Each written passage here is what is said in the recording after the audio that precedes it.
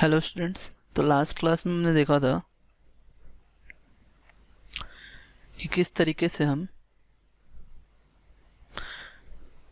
जो प्रेशर होता है वो सॉलिबिलिटी पर डिपेंडेंट होता है।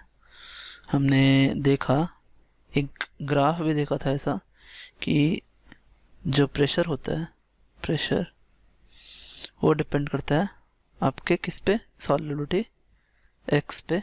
यहाँ जो एक्स है आपका वो है mole fraction of gas in solvent and जो P है वो है आपका pressure of the gas above the surface of solvent. ऐसा है। तो क्या होता है कि जब ये प्रोपोर्शनलिटी साइन हटेगा तो आपका आ जाएगा KH(x) और ये जो KH है ये है आपका हेनरी कांस्टेंट।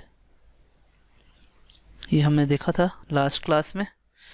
अब एक क्वेश्चन है, ये क्वेश्चन आपका IIT JEE में आया हुआ है। क्वेश्चन क्या है देखिए, क्वेश्चन है कि हेनरी कांस्टेंट KH दिया है आपका कितना, ये है आपका 1.0 इंटू 10⁵ ATM। साथ में कह रहा है कि the mole fraction of N2 in air. So mole fraction of N2 in air दिया है आपका 0.8। फिर कह रहा है कि the number of moles of N2 from air dissolved in 10 moles of water. तो वाटर का मोल्स दे के रखा है कितना, 10 मोल्स, ओके। और एग्जैक्ट एयर का प्रेशर दे के रखा है, एयर प्रेशर कितना है 580 m, ये दे के रखा है। तो आपसे कह रहा है कि the number of moles of N2 dissolve in 10 moles of water क्या होगा। तो हमसे सॉलिबिलिटी यानी number of moles of N2 पूछ रहा है, ये हमसे पूछ रहा है। अब देखिए कि जो कि वाटर में कितना डिजॉल्व है in water, N2 in water पूछ रहा है हमसे। तो देखिए कैसे इसको बनाएंगे हम। नॉर्मली आप फार्मूला देखो, आप फार्मूला क्या है कि जो आपका ये जो प्रेशर है, ये प्रेशर आपका उस गैस का है जो कि सॉल्वेंट के ऊपर, सॉल्वेंट के सरफेस के ऊपर है, और ये जो x है ये mole fraction of gas in the solvent है। तो हम क्या करेंगे देखिए, हम लिखेंगे यहाँ पे कि pressure of N2 is equals to KH x N2। अब ये जो प्रेशर है, ये प्रेशर है आपका वाटर के सरफेस के ऊपर PN2 है, और वाटर के अंदर ये आपका क्या है XN2 है, यानी mole fraction of N2 in the water है। अब पहली बात कि जो प्रेशर दे के रखा है ये प्रेशर आपका एयर का प्रेशर है, ये N2 का प्रेशर है नहीं, तो हमें PN2 निकालना पड़ेगा। डेट इज हम जानते हैं कि Dalton's law of partial pressure अगर हम लगाएं, Dalton's law of partial pressure लगाएं हम, तो वो कहता है कि PN2 या किसी भी पर्टिकुलर कंपोनेंट का अगर हमें पार्शियल प्रेशर निकालना है तो टोटल प्रेशर इनटू उसका मोल फ्रैक्शन होता है। तो इस यहाँ पे आपका मोल फ्रैक्शन हम मल्टीप्लाई कर देंगे, that is 5 into 0.8, that is आपका ये 4 आ जाएगा। अब ये 4 आ गया, और अब हमें क्या करना है कि यहाँ पे हम वैल्यूज़ पुट करते हैं।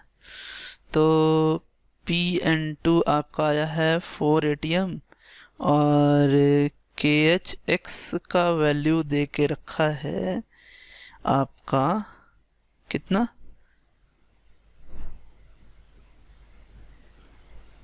0.1 इंटू 10⁵। तो ये आपका आ गया कितना 1.0 इंटू 10⁵ इंटू, अब देखिए यहाँ पे हम लिख सकते हैं कि number of moles of N2 plus number of moles of N2 plus number of moles of water. अब बात क्या है कि ये जो गैस का जो सॉल्युबिलिटी है वो लिक्विड में बड़ा ही कम होता है, लिक्विड में बहुत ही कम होता है। तो इस वजह से हम क्या करेंगे कि हम ऐसा लिख सकते हैं NN2 plus N water is nearly equals to N water, क्योंकि ये बहुत ही छोटा होगा ये, तो ये बहुत ही छोटा होगा।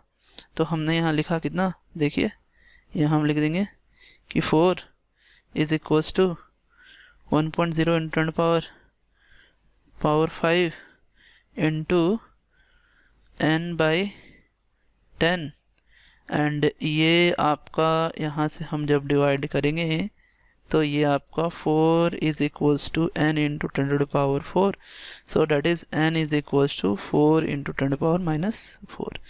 तो ये आपका नंबर ऑफ मोल्स जो है वो क्या हुआ है, ये NN2 है, और ये आपका नंबर ऑफ मोल्स जो है वो वाटर में डिज़ोल्व है।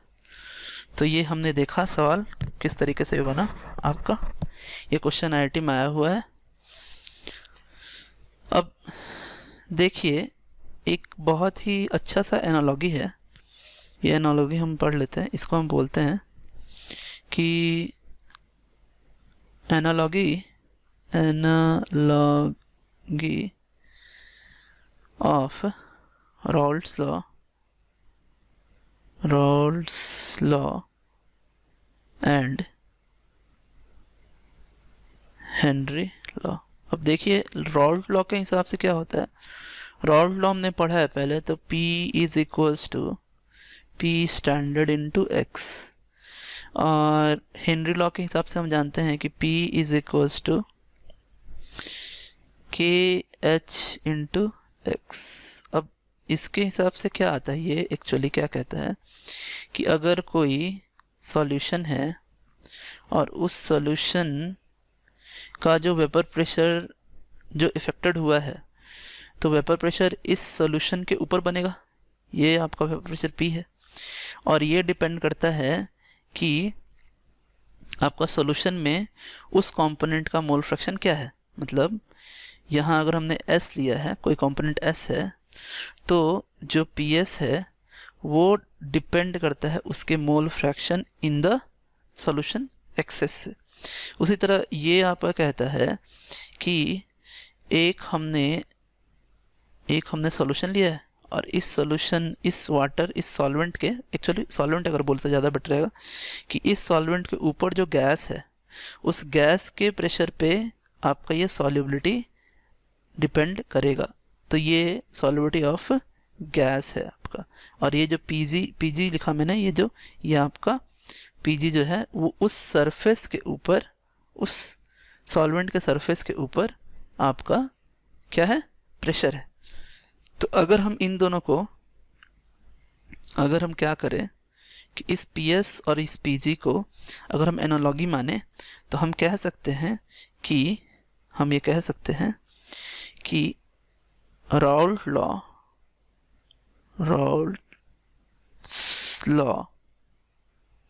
is a special case of Henry law. कैसे, देखिए अगर हम इसे थोड़ा, अगर हम टेम्परेचर बढ़ाएं, तो टेम्परेचर बढ़ाएंगे तो इसमें से जितने भी गैस हैं जो कि सॉल्वेंट में गए हैं, सॉल्वेंट के अंदर चले गए थे, तो अगर हमने इसको थोड़ा सा हीट दिया तो वो क्या होगा, आपका गैस जो है वो बाहर निकल जाएंगे। उसी तरह यहाँ भी अगर हम गर्म करें तो ये जो PS जो है वो भी बढ़ेगा। तो हम कह सकते हैं कि जो आपका जो राउल्ट लॉ है वो हेनरी लॉ का ही एक स्पेशल केस है। ये दोनों ही प्रेशर हैं, देखिए ये दोनों ही प्रेशर हैं, ये दोनों ही कांस्टेंट हैं, और ये भी दोनों आपका क्या है, मोल फ्रैक्शन ही है। तो इस तरीके से ये आपका क्या है, एक स्पेशल केस है। आगे हमें कॉलिगेटिव प्रॉपर्टीज़ पढ़ने हैं। कॉलिगेटिव प्रॉपर्टीज़ होता क्या है वो मैं आपको समझा देता हूँ। देखिए कॉलिगेटिव प्रॉपर्टी हमें पढ़ने हैं। सो कॉलिगेटिव प्रॉपर्टीज़ हमें पढ़ना है।